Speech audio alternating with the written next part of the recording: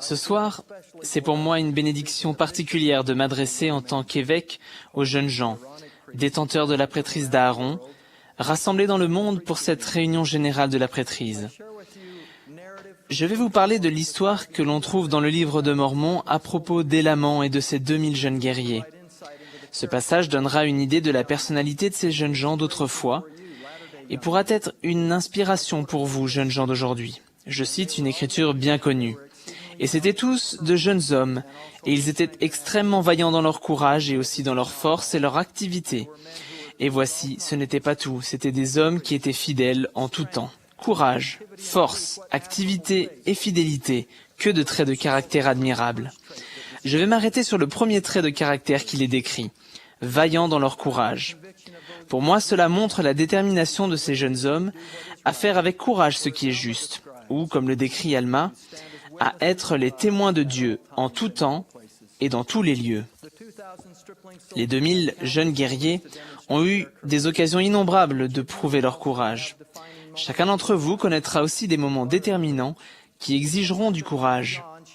Un de mes amis, John, m'a fait part d'un de ces moments de sa vie.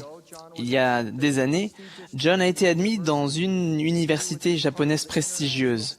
Il devait faire partie de la promotion internationale avec beaucoup d'autres étudiants du monde entier. Certains s'étaient inscrits en espérant approfondir leur compréhension de la culture et de la langue. D'autres considéraient cela comme un tremplin pour se former à une profession et obtenir à terme un emploi au Japon. Mais tous avaient quitté leur foyer pour étudier dans un pays étranger. Peu après l'arrivée de John, le bruit a couru parmi la population estudiantine étrangère qu'une fête devait avoir lieu sur le toit en terrasse d'une résidence privée. Une invitation ouverte à tous pour briser la glace et faire connaissance.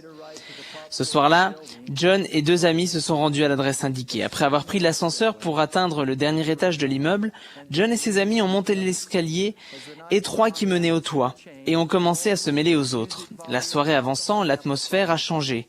Le bruit, le volume de la musique et l'alcool augmentaient en même temps que le malaise de John. Puis brusquement, quelqu'un a commencé à placer les étudiants dans un grand cercle avec l'intention de passer des cigarettes de marijuana. John a fait la grimace et a rapidement déclaré à ses deux amis qu'il était temps de partir. L'un d'eux a répondu sur un ton un peu railleur. « John, c'est facile.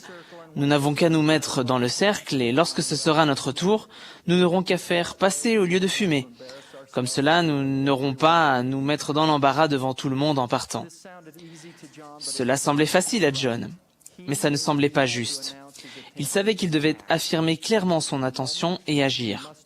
En un instant, il a rassemblé son courage et leur a dit qu'il pouvait faire ce qu'il voulait mais que lui partait.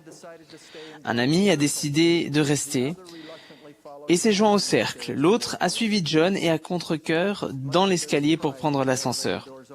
Alors, grande surprise, lorsque les portes de l'ascenseur se sont ouvertes, des policiers japonais en sont sortis et se sont empressés de monter l'escalier qui menait au toit. John et son ami ont pris l'ascenseur et sont partis. Quand la police est apparue en haut de l'escalier, les étudiants ont rapidement jeté les drogues illicites du toit pour ne pas être attrapés. Cependant, après avoir bloqué l'escalier, les policiers ont aligné tout le monde sur le toit et ont demandé à chaque étudiant de tendre les mains. Ils ont ensuite passé les étudiants en revue en sentant minutieusement leurs pouces et leurs index. Tous ceux qui avaient tenu la marijuana, qu'ils en aient fumé ou non, ont été présumés coupables et ils ont eu de graves conséquences.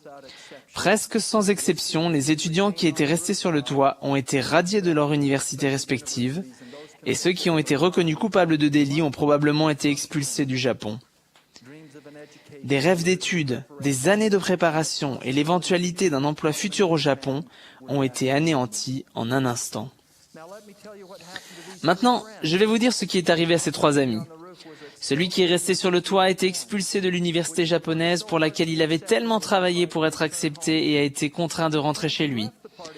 L'ami qui avait quitté la fête ce soir-là avec John a fini ses études au Japon et a obtenu d'autres diplômes de 2 universités de haut niveau aux États-Unis. Sa carrière l'a ramené en Asie, où il a connu une immense réussite professionnelle.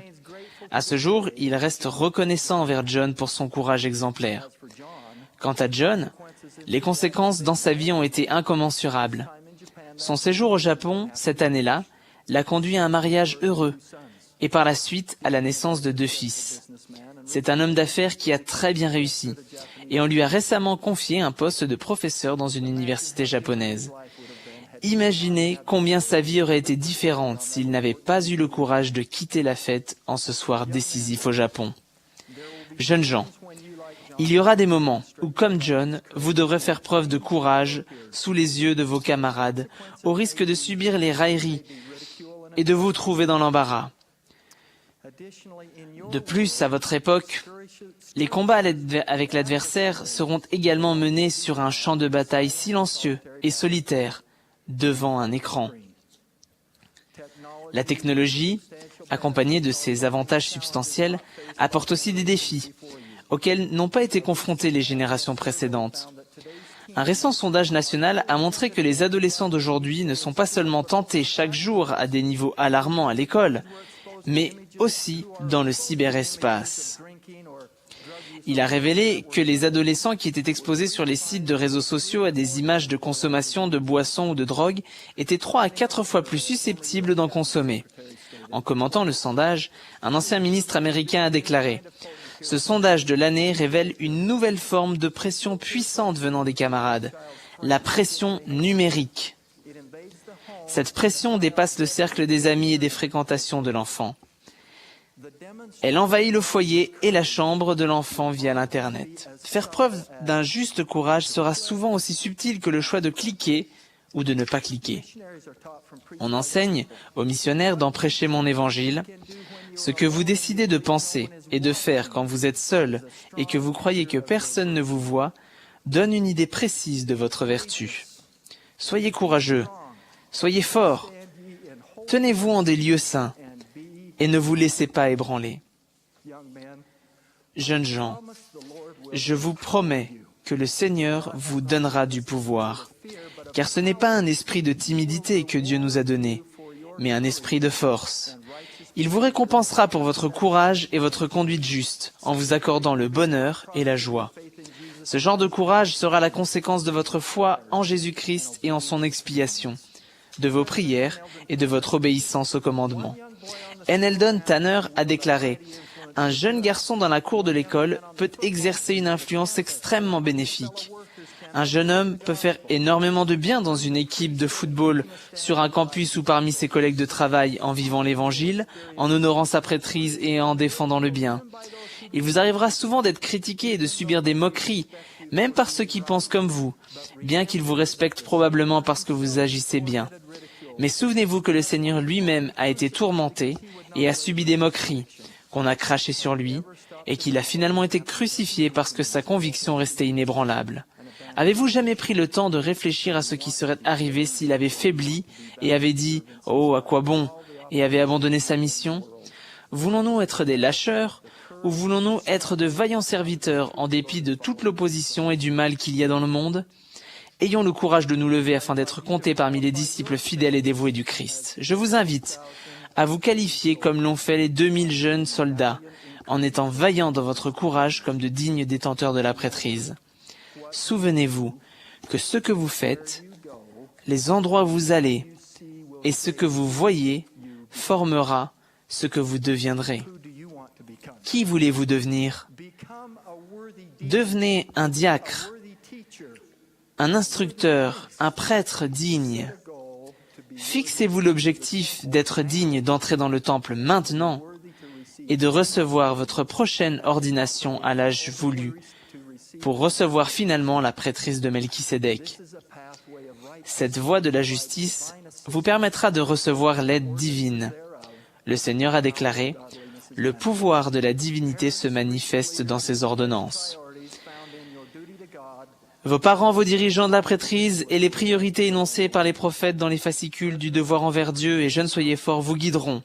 Le président Monson a déclaré dernièrement « Il nous faut du courage pour prendre les décisions avec sagesse, le courage de dire non, le courage de dire oui. Je vous supplie de prendre la décision dès maintenant de ne pas dévier du chemin qui nous mènera à notre but, la vie éternelle avec notre Père Céleste. » Tout comme les 2000 soldats ont répondu aux cris de guerre de leurs dirigeants et laments, et ont rassemblé leur courage avec vaillance, vous aussi, pouvez faire de même en suivant votre dirigeant prophète Thomas S. Monson. Mes jeunes détenteurs de la prêtrise d'Aaron, pour terminer, je témoigne de Dieu le Père et de Jésus-Christ et des paroles de Joseph Smith. Frères, ne persévérerons-nous pas dans une si grande cause? Allez de l'avant et pas en arrière. Courage, frères, et en avant vers la victoire. Au nom de Jésus-Christ. Amen.